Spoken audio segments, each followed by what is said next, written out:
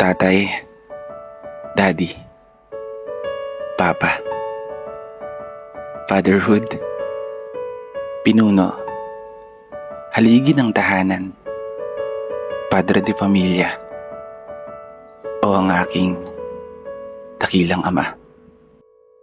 Ngayong araw na to, hayaan niyo po sana akong alayan ka ng isang munting tula na ituring yung pasasalamat para sa lahat ng hirap at sakripisyo na inyong ginawa.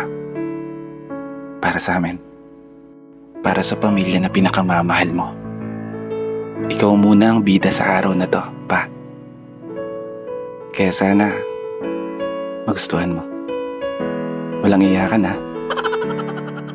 Ready ka na? Alam mo ba yung pinakalubos na pinagmamalaki ko sa buhay ko?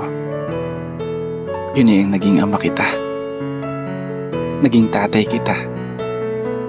At ikaw ang naging dahilan kung bakit nagawa kong mapagmasdan ang mundo na kay ganda. Taong nagturo, gumabay, nagpaalala na dapat palaging tatagan ng mga paa, na kung saan man dalhin ng paglalakbay ay palaging baunin ng dugong nananalaytay. Tapang na iyong binigay, mga aral na ipinasa sa aking mga kamay, mga payo na kung anumang pagsubok ang dumating, ay wag na wag kang bibigay. Wag na wag kang magpapatalo. Hanggang sa maabot mo ang tagumpay. Papa, Tatay, maraming salamat sa iyo. Hindi ko magagawa lahat ng ito kung hindi dahil sa iyo. Hindi ka man naging perpektong ama, pero para sa akin, ikaw ang pinaka-the best tatay na nakilala ko. Isang tatay na pinagmamalaki ko.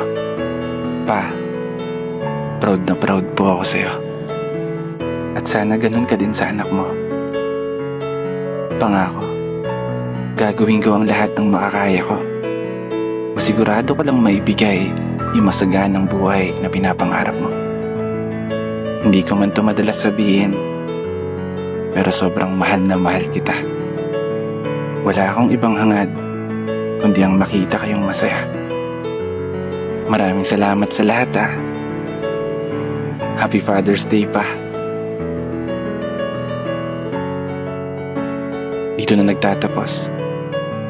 Kaya isang pagpupugay para sa lahat ng mga tatay na patuloy sumasabay sa hamon ng buhay. Ako nga po pala si Brother Matt, at ito ang aking munting tula.